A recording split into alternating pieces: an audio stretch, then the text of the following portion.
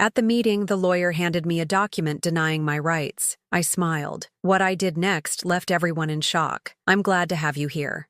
Follow my story until the end and comment the city you're watching from, so I can see how far my story has reached. The afternoon sun filtered through the lace curtains of my dining room as I set out the good china for lunch. Sage had called that morning, her voice unusually tight when she asked if we could talk, just the two of us. Something about her tone made my stomach clench, but I pushed the feeling aside. Sage was my daughter-in-law Ember's older sister, and while we'd always been cordial, we weren't particularly close. I smoothed my hands over the tablecloth, the same cream-colored linen I'd used for family gatherings for 30 years. At 64, I still took pride in maintaining traditions, in creating a welcoming home. The house felt too quiet with just me rattling around in it lately. Damon, my husband of 42 years, had been distant for months, always finding excuses to work late or disappear into his study. And Wade, our 35-year-old son, was so wrapped up in his marriage to Ember that his visits had become perfunctory at best. The doorbell chimed, and I opened it to find Sage standing on my front steps, clutching her purse like a shield. She looked pale, her usually perfect makeup slightly smudged around her eyes as if she'd been crying. "Nadine, thank you for seeing me," she said, her voice barely above a whisper. "Of course, dear. Come in, come in." I led her to the dining room, noting how her hands trembled slightly as she set down her purse. "I made your favorite cucumber sandwiches, and that lemon cake you complimented last Easter." She managed a weak smile but didn't touch the food I'd carefully arranged. Instead, she stared at her folded hands, her knuckles white with tension. "Sage, what's wrong? You look like you've seen a ghost." She looked up then, and I saw something in her green eyes that made my blood run cold. Pain, guilt, and underneath it all, a desperate kind of love. "Nadine, I need to tell you something, and I don't know how to say it without destroying everything." My heart began to pound, but I kept my voice steady. "Whatever it is, we can work through it together." Sage let out a shaky breath, tears pooling in her eyes. "It's about Ember and Damon." The world tilted slightly, but I forced myself to remain still, my hands folded calmly in my lap. "What about them? They're having an affair." The words tumbled out in a rush, as if she'd been holding them back for so long they'd built up pressure. "I've known for weeks. I saw them together at that little cafe downtown, the one near Damon's office. They were holding hands, kissing, acting like lovers."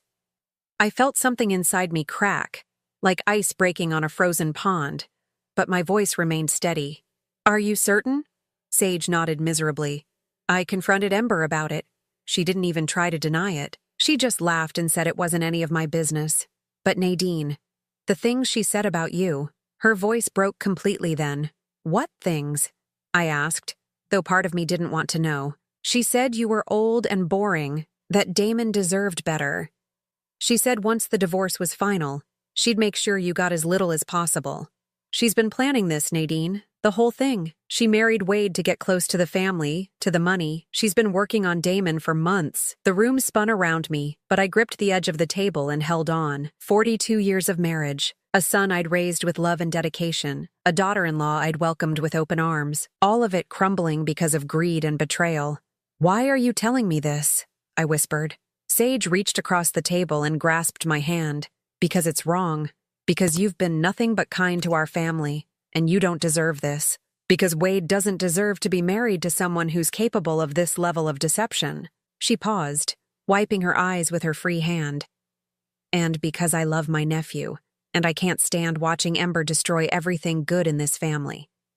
I stared at our joined hands, mine wrinkled and spotted with age, hers smooth and young. "Does Wade know?" "No, and I don't know if I should tell him. It would destroy him." I pulled my hand free and stood up slowly, walking to the window that overlooked the garden Damon and I had planted together in our early years. The roses were in full bloom, their red petals bright against the green foliage. Everything looked so normal, so peaceful, but underneath, the roots were rotting. "What will you do?" Sage asked behind me. I turned back to her, and something had shifted inside me. The initial shock was giving way to something cooler, more calculating. I'd spent my entire adult life taking care of others, smoothing over problems, keeping the peace. But this wasn't something that could be smoothed over. "Nothing," I said calmly. Sage's eyes widened. Nothing? I'm going to pretend I never heard this conversation. I'm going to smile and play the devoted wife and mother, and I'm going to let them think they're winning. But Nadine, Sage dear, some games require patience, and I've been patient for a very long time. I sat back down and poured myself a cup of tea with steady hands. Tell me, does Ember know you're here? No, she thinks I'm at work. Good. It needs to stay that way. I met her eyes, and she must have seen something there that surprised her because she sat back slightly. Can you do that for me? Can you pretend you never told me? Sage nodded slowly. But what about Wade? What about your marriage? I took a sip of tea, letting the familiar ritual calm my racing thoughts. Some battles aren't won by charging in with guns blazing, dear. Sometimes you have to let your enemies think they've already won. After Sage left, I sat alone in my dining room for a long time, staring at the untouched cake and sandwiches. The house felt different now, as if the very walls had shifted. Every family photo on the mantel, every shared memory attached to the furniture and decorations, all of it tainted by the knowledge of what was happening under my own roof. When Damon came home that evening, I was in the kitchen preparing his favorite dinner, pot roast with carrots and potatoes, the same meal I'd made every Thursday for 40 years. Smells good, he said, not meeting my eyes as he loosened his tie. Long day at the office? I asked pleasantly, as if I didn't know he'd probably spent his lunch hour with my daughter-in-law. The usual. He disappeared upstairs to change, and I continued setting the table, my movements automatic and precise.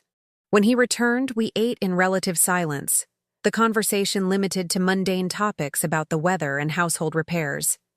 But I watched him carefully now, noting things I'd overlooked before.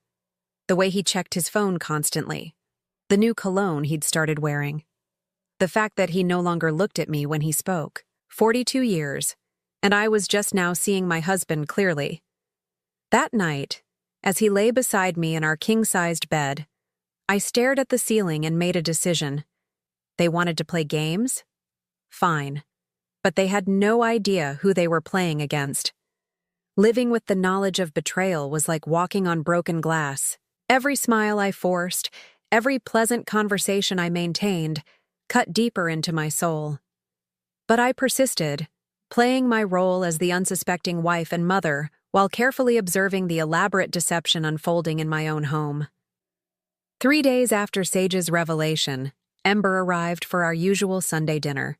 She swept into my kitchen wearing a new designer dress, her blonde hair perfectly styled, her smile bright and false as costume jewelry. "Nadine, you look wonderful," she gushed, embracing me with theatrical warmth. "I love what you've done with the flowers on the table." I returned her hug, noting the expensive perfume that clung to her skin, the same scent I'd detected on Damon's shirts lately. "Thank you, dear. Wade should be here shortly. Would you like some wine while we wait?" "That would be lovely." She settled herself at the kitchen island, crossing her legs elegantly. "Actually, I was hoping we could have a little chat, just us girls." My hands remained steady as I poured the wine, though my heart began to race.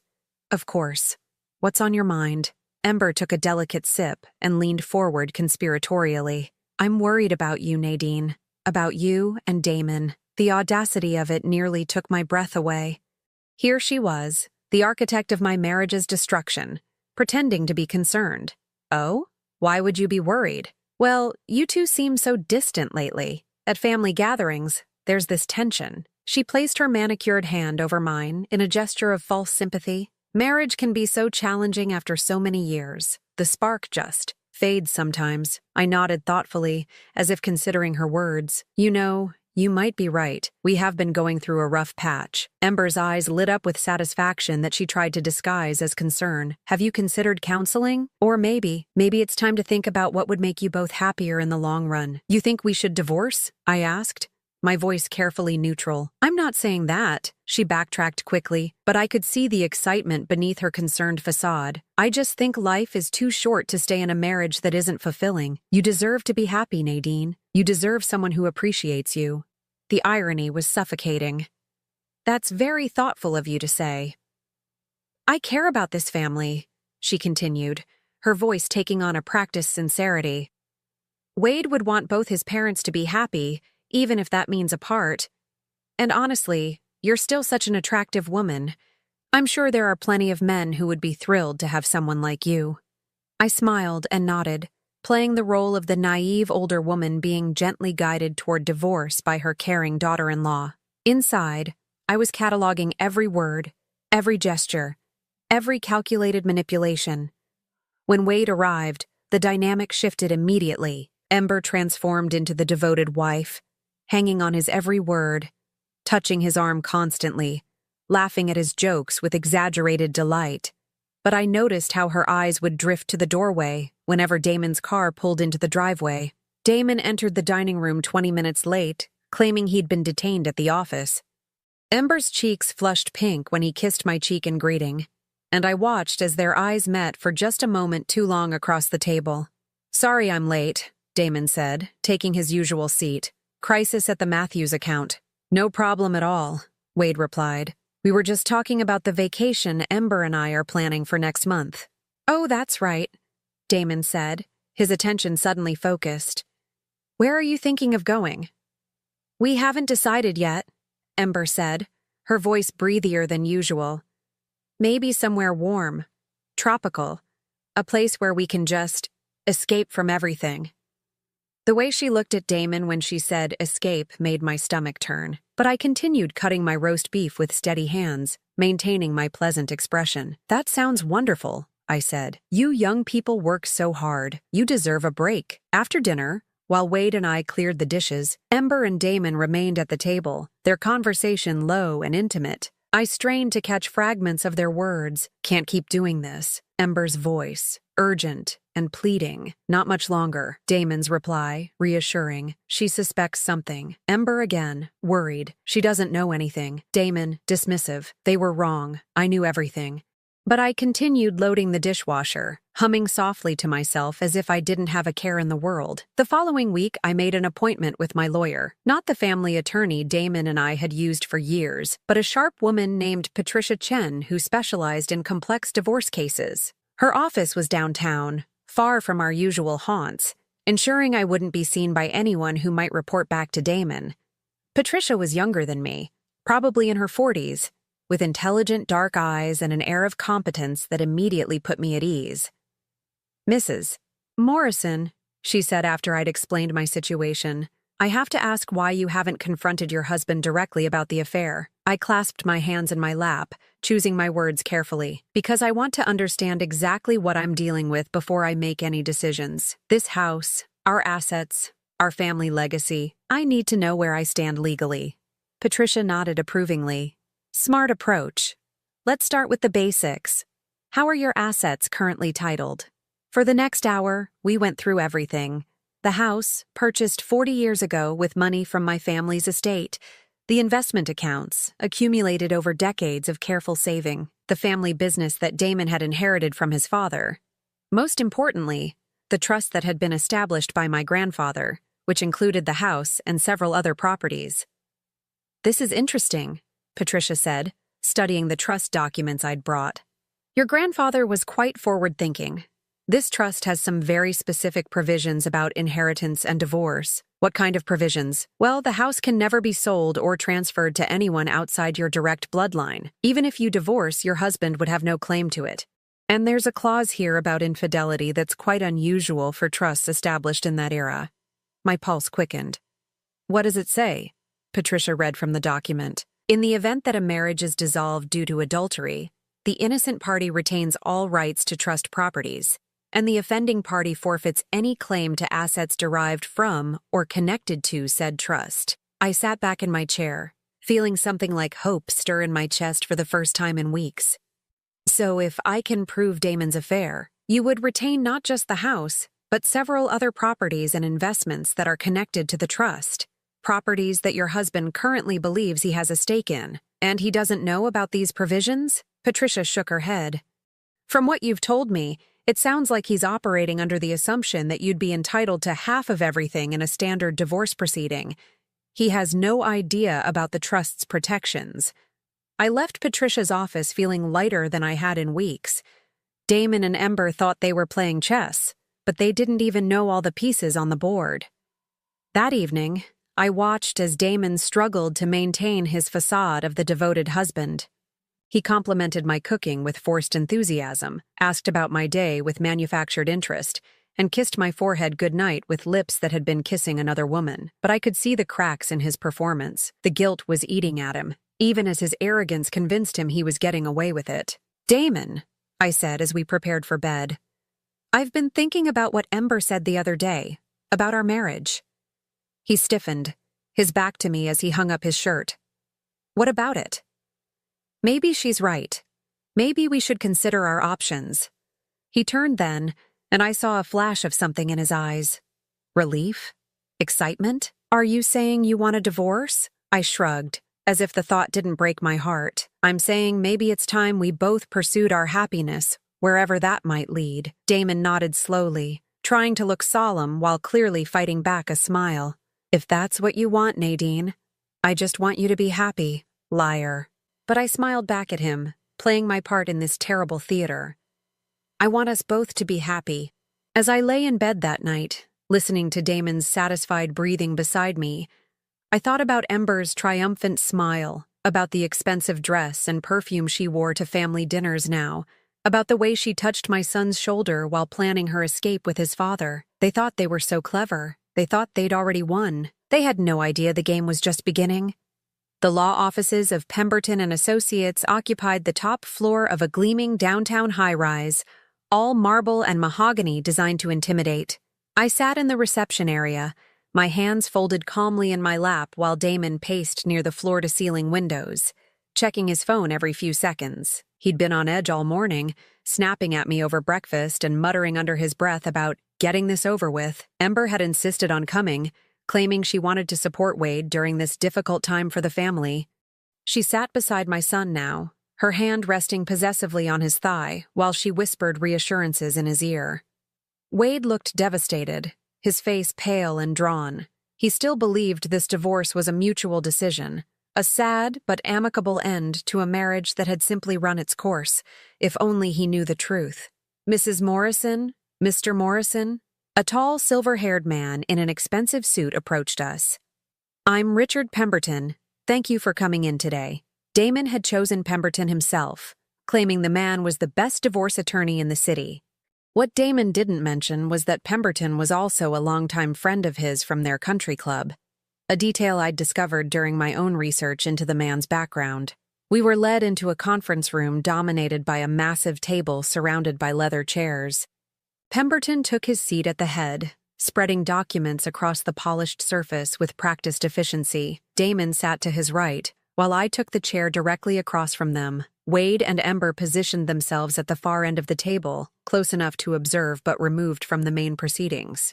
"Before we begin," Pemberton said, his voice carrying the smooth authority of someone accustomed to controlling rooms full of people, "I want to ensure everyone understands that this is intended to be an amicable dissolution. Both parties have expressed a desire to handle this matter with dignity and fairness." I nodded graciously. "Of course. That's what we both want." Damon shot me a quick glance, probably surprised by my cooperative tone. He'd been expecting resistance, arguments, tears. Instead, I'd been nothing but reasonable since agreeing to the divorce, which had clearly unsettled him. "Excellent," Pemberton continued. "Now, let's review the proposed settlement." He slid a thick folder across the table to me. "As you'll see, we've attempted to divide the marital assets equitably, taking into consideration the length of the marriage and both parties' contributions." I opened the folder and began reading, my expression neutral even as the words on the page made my blood boil. According to Pemberton's proposal, I would receive the small downtown condo we'd purchased as an investment property 15 years ago, along with half of our joint savings account and a modest monthly alimony payment. Damon would retain the family home, the business, the vacation properties, and the majority of our investment portfolio. "This seems rather one-sided," I said mildly, not looking up from the documents. Pemberton cleared his throat. "I understand your concern, Mrs. Morrison, but we have to consider the reality of the situation. Your husband has been the primary breadwinner throughout the marriage, and the business requires continuity of leadership. The house has significant maintenance costs that would be difficult for you to manage on a reduced income." Translation: they thought I was too old, too dependent, too naive to fight for what was rightfully mine. "Additionally," Pemberton continued, his tone becoming more condescending. "There are some complications regarding the house specifically. It appears there may be some irregularities with the original deed and trust documentation. Until those issues are resolved, it would be prudent to leave the property in Mr. Morrison's name to avoid any legal complications." I almost laughed at the sheer audacity of it. They were trying to steal my family's house using fabricated legal complications. I could see Ember sitting straighter in her chair, probably calculating how soon she could redecorate the master bedroom. "I see," I said quietly. "And these irregularities, when do you expect them to be resolved?" Pemberton waved his hand dismissively. "These things can take years to sort out. Generational property transfers, trust modifications. It's quite complex. Really, it's better for everyone if we keep things simple." "Out!" Damon leaned forward, his voice taking on the patient tone he'd used to explain complex business deals to me over the years. "Nadine, I know this isn't easy, but Pemberton knows what he's talking about. This way, you won't have to worry about property taxes, maintenance, all those headaches. The condo will be perfect for you. Much more manageable." Manageable? As if I were a child who needed to be protected from adult responsibilities. I looked around the table, taking in each face. Pemberton, smug and satisfied with his clever manipulation of legal language. Damon, trying to look sympathetic while barely containing his excitement at getting everything he wanted. Ember, her eyes bright with triumph as she imagined herself as mistress of my family home. And Wade, my sweet boy, looking uncomfortable but trusting that his parents were handling things fairly. "Well," I said, closing the folder with a soft snap, "I suppose you've thought of everything." Pemberton smiled, probably thinking he'd won. "We've tried to be thorough, yes. Of course, you're welcome to have your own attorney review the documents, but I think you'll find everything is quite standard for a case like this. A case like this. A devoted wife of 42 years being discarded so her husband could play house with their son's wife. That won't be necessary," I said, reaching for the pen Pemberton offered. "Where do I sign?" The room went silent. Even Ember looked surprised by my immediate capitulation. "Are you sure, Mom?" Wade asked, his voice uncertain. "Maybe you should take some time to think about it." I turned to my son, this good man who still believed in fairness and honesty because I'd raised him to, and smiled. "Sweetheart, sometimes in life you have to know when to fight and when to accept reality. Your father and I have had a good run, but it's time for both of us to start new chapters." Damon was frowning now, clearly puzzled by my easy surrender. He'd expected a battle, had probably prepared arguments and justifications for why he deserved everything. My compliance was making him nervous. "The signature goes here," Pemberton said, pointing to a line at the bottom of the final page. "And here, and initial here." I signed my name with steady strokes, each letter precisely formed. Nadine Elizabeth Morrison. The same signature I'd used on our marriage certificate 42 years ago, back when I'd believed in forever. "There," I said, setting down the pen and looking directly at Damon. "I hope this gives you everything you're looking for." Something flickered in his eyes then. Guilt, maybe, or a belated recognition of what he was destroying. But the moment passed quickly, replaced by the selfish satisfaction of a man who thought he'd gotten away with betraying his wife. Ember could barely contain herself. She reached over and squeezed Wade's hand, her voice breathy with excitement. "I'm so proud of how maturely you're both handling this. It takes real strength to put family first. Family first. The woman who was sleeping with her father-in-law was lecturing me about putting family first." "Thank you, dear," I said warmly. "That means so much coming from you." As we prepared to leave, Pemberton gathered the signed documents with obvious satisfaction. "I'll file these with the court tomorrow. The divorce should be finalized within 60 days. 60 days until Damon was free to marry his son's wife. 60 days until Ember thought she'd be living in my family home. 60 days until they discovered that some games have rules the players don't even know exist." Outside the building, Wade hugged me tightly, his eyes wet with unshed tears. "Mom, are you okay? You seem so calm about all this." I patted his cheek, this boy who looked so much like his father had at that age, back when Damon still had a soul. "I'm fine, sweetheart. Everything is going to work out exactly as it should." Ember appeared beside us, her arms sliding around Wade's waist with practiced possessiveness. "Your mother is incredibly strong, baby. She's going to be so much happier now." "I'm sure I will be," I agreed, meeting her triumphant gaze with a serene smile. "I'm sure we all will be." As they walked away, I could hear Ember's excited chatter about helping me pack, about finding me a nice retirement community where I could make friends my own age, about how much simpler life would be for everyone now. I stood there in the shadow of the high-rise, watching my husband and daughter-in-law celebrate their victory, and felt a deep, cold satisfaction settle in my chest. They thought they'd won. They thought they'd outsmarted the naive old woman who'd spent 42 years taking care of everyone else. They had no idea that in exactly 60 days, when their divorce became final and they tried to claim their prizes, they would discover that some property belongs not to husbands or wives, but to bloodlines that stretch back generations. I walked to my car with steady steps, already thinking about the phone call I needed to make to Patricia Chen. There were preparations to complete, documentation to gather, and a few more moves to make in this chess game they didn't even know they were losing. The real show was about to begin. 2 weeks after signing the divorce papers, I was tending to my rose garden when I heard the sound of tires crunching on gravel. Wade's car pulled into the driveway, but something was wrong. Instead of his usual cheerful wave, he sat behind the wheel for a long moment, his hands gripping the steering wheel as if it were the only thing keeping him upright. When he finally emerged, I could see that my son was broken.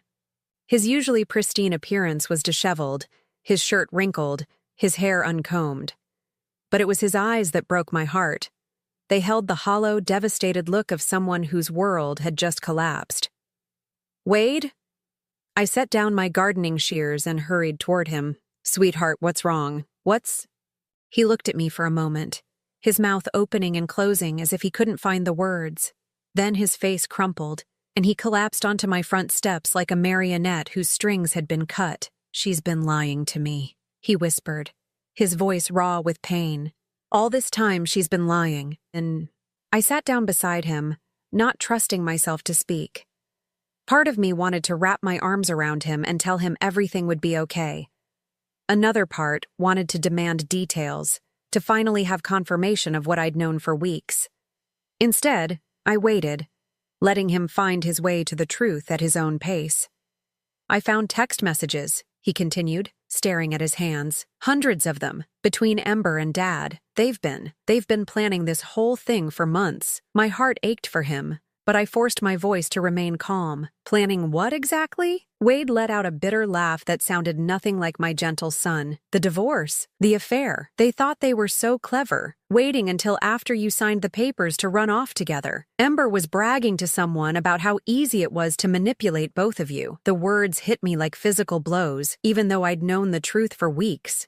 Hearing it from Wade's lips made it real in a way that all my observations and suspicions hadn't. "How did you find out?" I asked quietly. "Sage called me." Wade's voice was thick with gratitude and grief. "She said she couldn't watch this happen anymore. She told me where to look, what to search for." I thought she was crazy at first, but then I checked Ember's phone while she was in the shower and— He trailed off, unable to finish the sentence. I could imagine what those messages contained. The excitement, the planning, the cruel laughter at the expense of the people they were betraying. "Sage has been trying to warn people for weeks," Wade continued. "She said she tried to talk to Ember, begged her to stop, but Ember just laughed, said she'd worked too hard to get close to our family's money to give up now. Money. Of course it all came back to money. Not love, not genuine connection, just cold calculation about assets and inheritance." "Where is Ember now?" I asked. "I confronted her this morning. Showed her the messages I'd found." Wade wiped his eyes with the back of his hand. "She didn't even try to deny it. She just shrugged and said I was naive if I thought she'd ever actually loved me. Said Dad could give her things I never could." The casual cruelty of it took my breath away. To dismiss years of marriage, to mock the love of a good man who'd done nothing but cherish her, it was beyond comprehension. "I threw her out," Wade said, his voice gaining strength. "Told her she had an hour to pack her things and get out of our house. She laughed at me, Mom. Said it didn't matter because soon she'd be living somewhere much nicer anyway." Somewhere much nicer. My family home, which she believed would soon be hers. I'm so sorry, sweetheart, I said, finally allowing myself to touch his shoulder. You didn't deserve any of this. Wade looked up at me then, his eyes bright with unshed tears. How are you so calm about this? Dad betrayed you too. He threw away 42 years of marriage for her. I studied my son's face, this man I'd raised to believe in goodness and loyalty, and made a decision. He deserved to know that he wasn't alone in this, that someone else was fighting for what was right. Wade, there's something I need to tell you about the divorce, about what really happened in that lawyer's office. Over the next hour, I told him everything. About Sage's warning, about my weeks of careful observation, about Patricia Chen and the trust provisions that Damon and Ember knew nothing about. Wade listened in stunned silence as I explained how I deliberately played the role of the naive, defeated wife while gathering evidence and preparing my real response. You knew? He whispered when I finished. All this time, you knew what they were doing? I knew, I confirmed. And I let them think they'd won, because sometimes the best strategy is to let your opponents reveal exactly who they are before you make your move. Wade stared at me as if seeing me for the first time. Mom, I had no idea you were so strategic. I smiled sadly. 42 years of marriage teaches you a lot about people, sweetheart, including when to fight and when to wait for the right moment. So what happens now? When Dad finds out about the trust, that's up to him.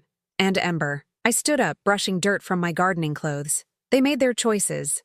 Now they get to live with the consequences.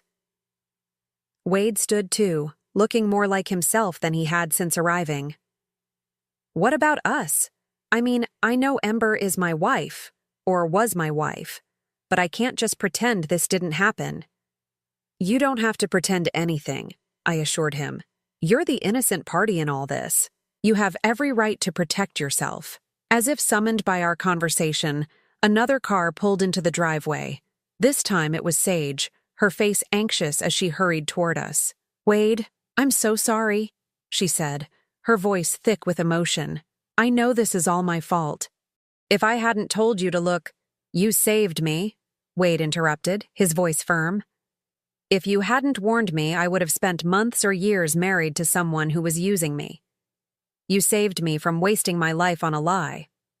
Sage's eyes filled with tears. I should have said something sooner. I should have protected you better. I watched the two of them, noting the way Sage's genuine distress contrasted so sharply with Ember's calculated manipulation. Where Ember was all sharp edges and hidden agendas, Sage radiated warmth and sincerity. Even in her guilt and pain, she was thinking of Wade's welfare. Sage, I said gently, you did exactly the right thing. You chose loyalty and honesty over family convenience. That takes real courage. She looked at me with surprised gratitude. I was so afraid you'd hate me for bringing this into your family. My dear, you didn't bring anything into our family. You revealed what was already here, festering in the darkness. Now we can deal with it in the light. Wade moved closer to Sage, his hand hovering near her shoulder as if he wanted to comfort her, but wasn't sure if it was appropriate. Sage, I need you to know how grateful I am. Not just for warning me, but for being honest when it would have been easier to stay silent. The look that passed between them was charged with something new and tentative. Not romance, not yet, but the recognition of shared values, of similar wounds, of the possibility that something good might grow from the ashes of this betrayal. I should go, Sage said suddenly, as if realizing she was intruding on a family crisis. You two need time to process all this. Actually, Wade said quickly, would you like to stay for dinner? Mom makes the best pot roast in the county, and I think we could all use some normal conversation right now. Sage looked to me for permission, and I nodded warmly. I'd love to have you stay. It's been far too long since we've had honest conversation around our dinner table. As the three of us walked toward the house, I felt something shift in the air around us. The toxic cloud that had been hovering over our family was finally beginning to lift. Ember's betrayal had been devastating, but it had also revealed the true character of everyone involved. Wade was stronger than I'd given him credit for, capable of facing hard truths and making difficult decisions. Sage was proving herself to be everything her sister wasn't: loyal, honest, selfless. And I had rediscovered my own strength, my ability to plan and wait and fight for what mattered. That evening, as we sat around my kitchen table sharing stories and laughter, I watched Wade and Sage together. There was something healing in their connection, a recognition that they had both been betrayed by someone they loved, but that betrayal didn't have to define them. You know, Sage said quietly as we cleared the dishes, Ember always said I was too soft, too trusting. She said nice people finish last. Wade paused in his work, looking at her intently. I used to think being decent was enough, that if you treated people well and trusted them, they'd do the same for you. And now? I asked, curious about how this experience would change my son. Wade glanced at Sage, then back at me. Now I think being decent is still the right choice. But it doesn't mean you have to be naive. You can be kind and still protect yourself. You can trust people who prove they deserve it. As the evening wound down and Sage prepared to leave, Wade walked her to her car. Through the kitchen window, I watched them stand talking quietly in the driveway, their conversation intimate and earnest. When he finally returned to the house, there was something different about his expression. "She's remarkable," he said simply. "Yes, she is," I agreed. "Very different from her sister." Wade nodded thoughtfully. "I keep thinking about what you said earlier, about letting people reveal who they really are. Ember showed me exactly who she was, but I was too blind to see it. But Sage, she's been showing me who she is too, and I almost missed it because I was so focused on the wrong person. The heart heals, Wade, and when it does, it often sees more clearly than before." That night, as I prepared for bed in the house that would soon legally be mine again, I thought about the strange turns life takes. Ember's betrayal had been devastating, but it had also created opportunities for truth, for genuine connection, for new beginnings based on honesty rather than deception. In trying to destroy our family, Ember had actually revealed its strength. She'd stripped away the pretenses and false loyalties, leaving only what was real and worth preserving. Tomorrow, I would call Patricia Chen and begin the final phase of my plan. But tonight, I felt something I hadn't experienced in months. Hope. The call came on a Tuesday morning, exactly 63 days after I'd signed those divorce papers in Pemberton's office. I was having coffee on my back porch, watching the sunrise paint the sky in shades of gold and pink, when my phone rang. Damon's name appeared on the screen, and for the first time in months, I felt genuine amusement as I answered. "Hello, Damon. What the hell have you done?" His voice was raw with panic and rage, all pretense of civility abandoned. I took a leisurely sip of my coffee before responding. "Good morning to you too. I'm fine, thank you for asking. The weather is lovely today." "Don't play games with me, Nadine. My lawyer called an hour ago. He says there's a problem with the house. Some bullshit about a trust that no one mentioned before." "Oh, that." I kept my voice light, conversational. "Yes, I imagine that came as quite a surprise." The silence on the other end stretched long enough that I wondered if he'd hung up. Then his voice came back, lower and more dangerous than before. You knew about this trust the whole time, didn't you?" "Of course I knew. It's my family's trust, Damon. My grandfather established it to protect our property from exactly this kind of situation." "This kind of situation?" His voice cracked with indignation. "We're getting divorced. That's normal, Nadine. People get divorced every day." I stood up and walked to the edge of the porch, looking out over the garden that my grandmother had planted, that my mother had tended, that I had lovingly maintained for 40 years. "You're right. People do get divorced every day, but they usually don't commit adultery with their daughter-in-law while planning to steal their wife's family home." The sharp intake of breath told me he hadn't expected such direct confrontation. For weeks, I'd played the role of the confused, hurt wife. Now he was hearing from the woman who'd been planning his downfall while he celebrated his cleverness. "How long have you known?" he asked finally. "Long enough," I replied. "Long enough to document everything. Long enough to protect what matters. Long enough to watch you and Ember plan your little future together in my family's house." "Our house," he corrected automatically, but there was no conviction in his voice anymore. "No, Damon. Never our house. The deed has always been in trust. You were allowed to live here as my husband, but you never owned so much as a single brick. And now that you've chosen to end our marriage through adultery, you've forfeited any right to remain here." Another long silence. Then, in a voice that sounded like a man watching his world collapse, "Where am I supposed to go?" The pathetic quality of the question almost made me feel sorry for him. Almost. "I imagine you and Ember will figure something out. You're both so clever, after all. Nadine, please. Can't we work something out? I know I made mistakes, but—" "Mistakes?" I cut him off, my voice sharp for the first time. Mistakes are forgetting to pick up milk or missing an anniversary. What you did was a deliberate betrayal of everything we built together. What you did was seduce our son's wife and plan to steal my inheritance. Those aren't mistakes, Damon. That's who you chose to become." I heard a woman's voice in the background, shrill and demanding. Ember, no doubt wanting to know what was happening to her carefully laid plans. "I have to go," Damon said, his voice defeated. "But this isn't over." "Yes, it is," I replied calmly. "It's been over for quite some time. You just didn't realize it yet." After hanging up, I sat back down and finished my coffee in peaceful silence. The phone rang several more times. Damon's number, then an unknown number that was probably Ember. But I didn't answer. I had nothing more to say to either of them. An hour later, Wade's car pulled into the driveway. He looked grim but determined as he walked up the porch steps, Sage beside him holding a manila folder. "Mom, we need to talk," he said without preamble. "Of course. Come sit down." Wade took the chair across from me while Sage settled beside him, their proximity speaking to the growing bond between them. Over the past few weeks, they'd become inseparable, finding solace and understanding in their shared experience of betrayal. "Sage has been helping me go through Ember's things," Wade began. "We found some documents that I think you need to see." Sage opened the folder and pulled out a stack of papers. These were hidden in a lockbox in Ember's closet. I think they show just how long this has been planned.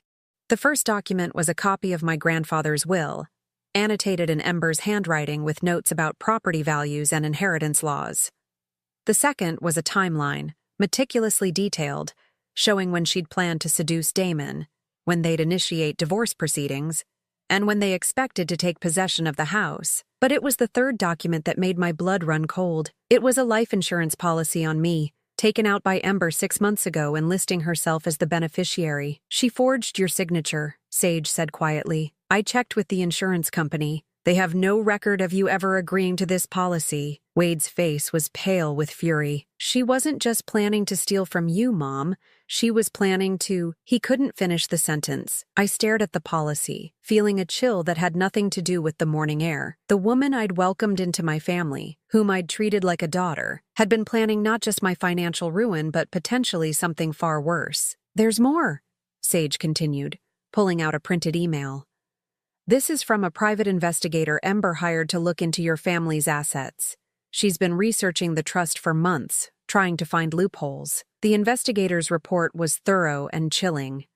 It detailed not just the trust provisions, but my daily routines, my medical history, my relationships with neighbors and friends.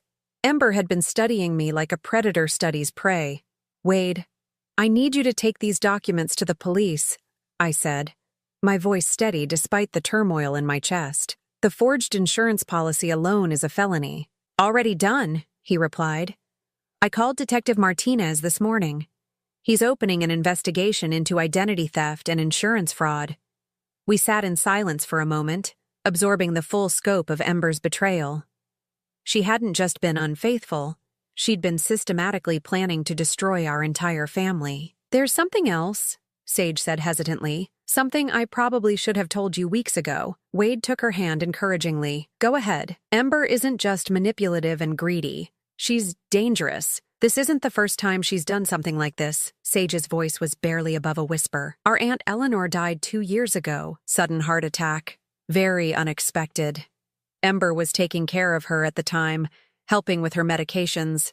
The implications hung in the air like a toxic cloud." Wade's grip on Sage's hand tightened. "The doctors said it could happen to anyone," Sage continued. "Eleanor had a heart condition, and sometimes these things just happen. But afterward, Ember inherited Eleanor's house and her savings, and she seemed so pleased about it. Not grief-stricken like you'd expect, but satisfied." "Did you tell the police about this?" I asked. Sage nodded. "Detective Martinez is looking into Eleanor's death, too. He said they might be able to exhume the body if they find enough evidence to warrant an investigation. We were interrupted by the sound of a car pulling up the driveway with unnecessary aggression. Through the trees, I could see Damon's Mercedes, followed by a small moving truck. Ember emerged from the passenger seat like a fury, her perfect facade finally cracking to reveal the calculating predator beneath. "That's my cue to go inside," I said, standing. "Wade, would you and Sage mind handling this? I don't think I can look at either of them right now without saying something I might regret." From my living room window, I watched the confrontation unfold on my front lawn. Ember was screaming at Wade, her face twisted with rage as she pointed at the house. Damon stood beside the moving truck, his shoulders slumped in defeat. Two burly movers waited uncertainly, unsure whether to unload their cargo. Wade's voice carried through the glass, calm but implacable. "You're not welcome here, Ember. Neither of you are." "This is my house," Ember shrieked. "We signed papers, it's ours." "No," Sage said, stepping forward to stand beside Wade. "It never was, and it never will be." The look Ember gave her sister was pure venom. "You did this. You poisoned them against me. You're just jealous because I found a way out of our pathetic family, and you're still stuck being nobody." "I'd rather be nobody than be you," Sage replied quietly. Ember lunged forward as if to attack her sister, but Wade stepped between them, his presence enough to stop her advance. For a moment, the three of them formed a tableau. Wade and Sage united in their strength and integrity, Ember isolated in her rage and desperation. "Get off my property," Wade said, his voice carrying an authority I'd never heard from him before. "Both of you. You have 5 minutes to get in that truck and leave, or I'm calling the police." Damon finally spoke, his voice tired and broken. "Come on, Ember. It's over." But Ember wasn't ready to accept defeat. She spun toward the house, her eyes wild as she spotted me in the window. "This isn't over," she screamed. "You think you're so smart, but I know things about this family. I know secrets that could destroy all of you." I opened the window slightly, my voice carrying clearly across the yard. "The only secrets being destroyed today are yours, dear. Detective Martinez is very interested in your relationship with your Aunt Eleanor." The color drained from Ember's face so quickly I thought she might faint. Damon grabbed her arm, pulling her toward the truck with sudden urgency. "We're leaving," he called out. "We're leaving right now." As the moving truck pulled away, followed by Damon's Mercedes, I felt something release in my chest. The strangers who had invaded my home, who had planned to steal my legacy and possibly worse, were finally gone. Wade and Sage came inside, both looking emotionally drained but victorious. "It's over," Wade said, collapsing into my favorite armchair. "They're really gone." "The house part is over," I corrected gently, "but Ember still needs to face consequences for what she's done. The forgery, the fraud, possibly Eleanor's death. Justice moves slowly, but it moves." Sage curled up on the couch, looking younger and more vulnerable than her 30 years.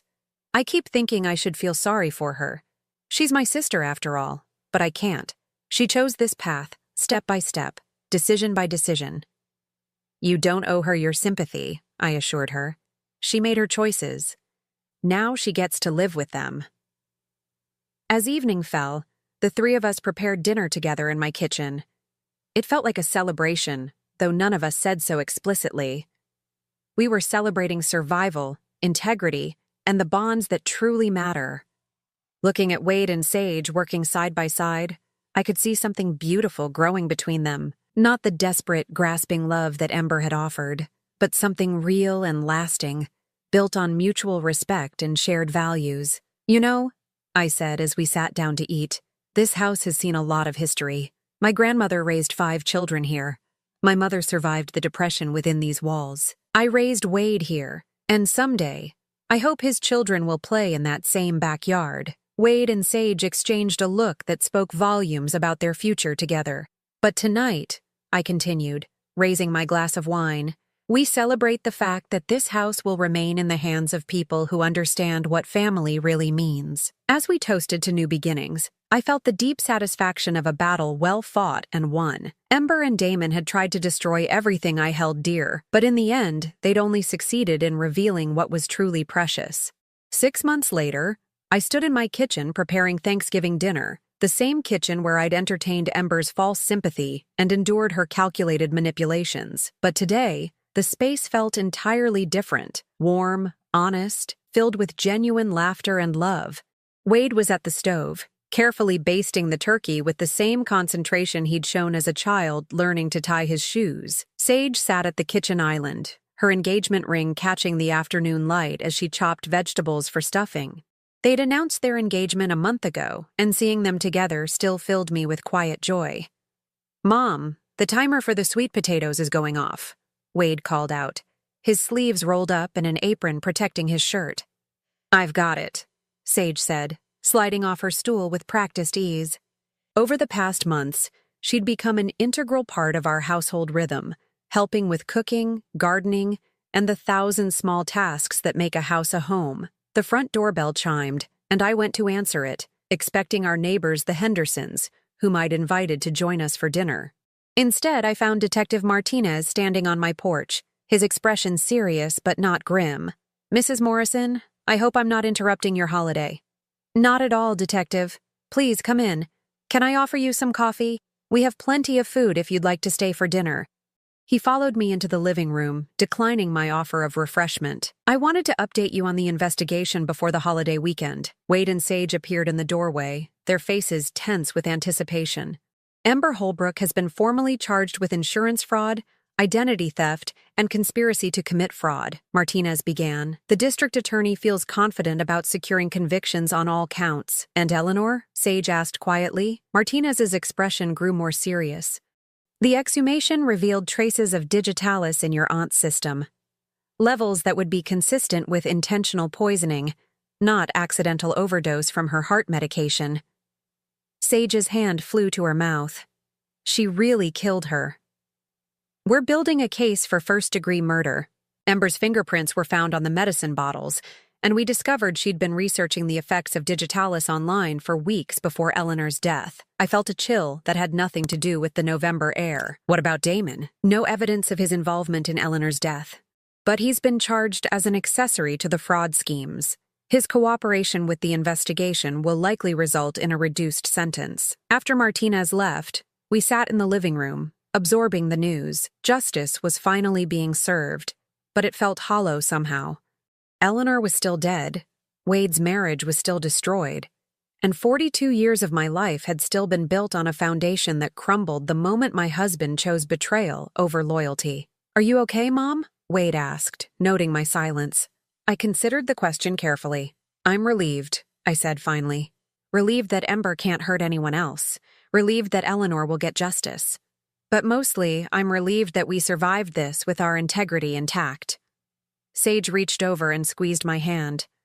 "I keep thinking about all the what-ifs. What if I hadn't told you about the affair? What if you hadn't known about the trust? What if Ember had succeeded?" "But she didn't," Wade pointed out. "And we're all stronger now because of it." He was right. The past 6 months had tested us in ways I'd never imagined, but we'd emerged more connected, more honest with each other, more aware of what truly mattered. The Hendersons arrived shortly after, followed by Patricia Chen and her husband, whom I'd invited after discovering we shared a love of gardening. The dining room filled with conversation and laughter, the kind of genuine warmth that can't be manufactured or manipulated. As we sat down to dinner, I looked around the table at the faces gathered there. Real friends, chosen family, people who cared about each other without agenda or calculation.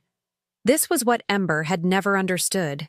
That true wealth isn't measured in property values or bank accounts, but in the quality of the relationships you build. "Before we eat," I said, standing and raising my wine glass, "I want to say something." The conversation quieted, all eyes turning to me. This year has been one of the most difficult of my life.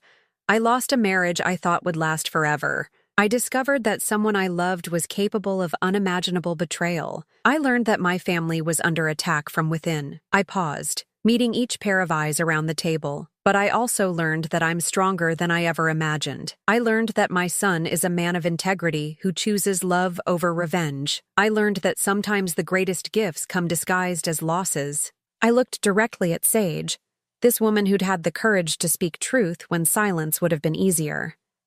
I learned that family isn't just about blood.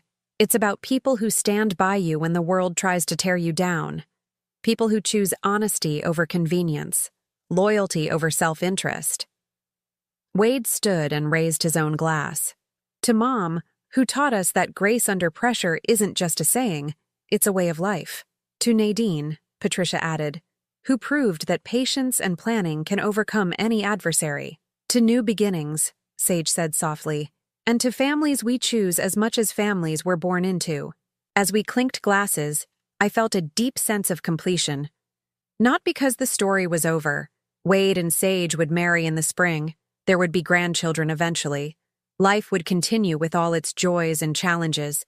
But because I finally understood who I was beyond being Damon's wife or Wade's mother, I was Nadine Morrison, keeper of my family's legacy, protector of what mattered, survivor of betrayal, and architect of my own future. After dinner, as our guests prepared to leave, Patricia pulled me aside. "Have you given any thought to what you'll do with the downtown condo?" she asked. "The one from the divorce settlement?" I smiled. "I'm thinking of turning it into a refuge for women who are rebuilding their lives after divorce. Nothing grand or institutional, just a quiet place where someone can stay while they figure out their next chapter."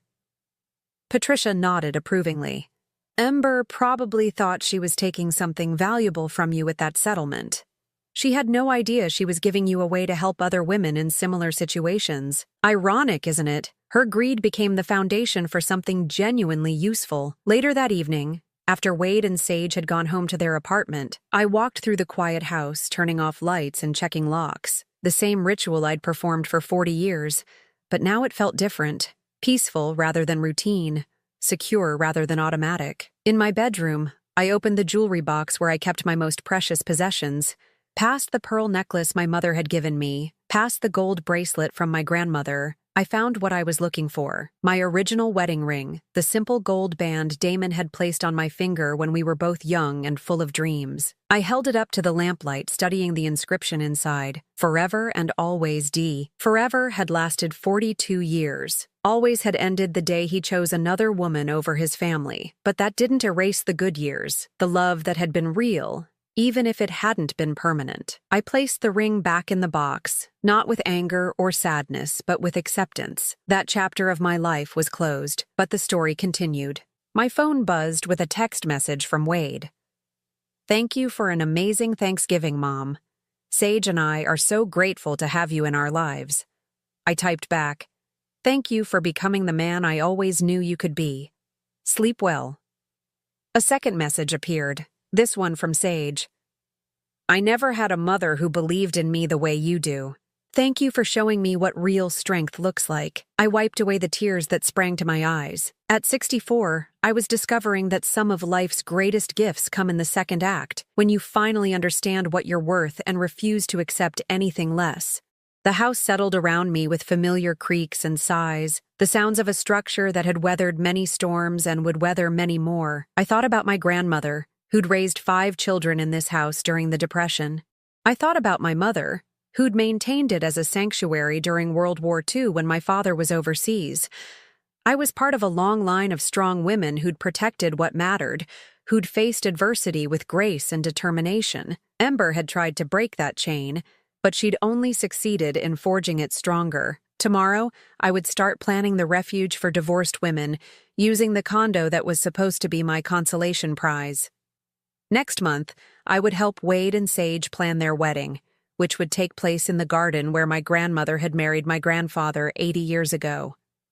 But tonight, I would simply be grateful for survival, for discovery, for the knowledge that at any age, at any stage of life, it's never too late to discover who you really are when everything false is stripped away. Outside my window, the November wind rustled through the bare branches of the oak tree Damon and I had planted on our 10th anniversary. It had weathered storms, droughts, and countless seasons of change. Like me, it had bent but not broken, had endured and grown stronger. In the spring, it would bloom again, and so would I.